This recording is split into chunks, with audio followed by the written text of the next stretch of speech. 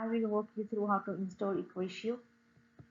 It's helpful for inserting equations and graphs in Google Forms or Google Docs. Download Equatio. Make sure you're logged in with the email you want to use to generate Google Forms. Go to the link below.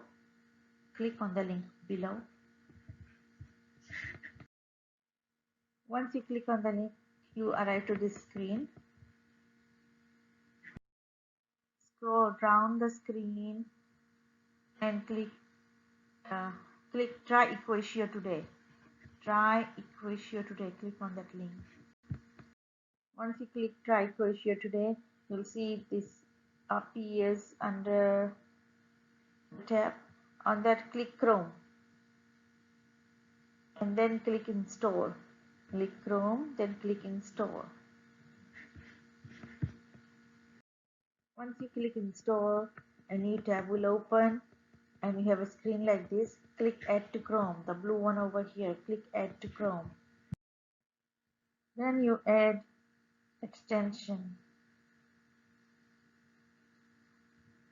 Click Add Extension. A blue timer over here indicates Equatio is installed successfully. Now you can use it on your Google Forms.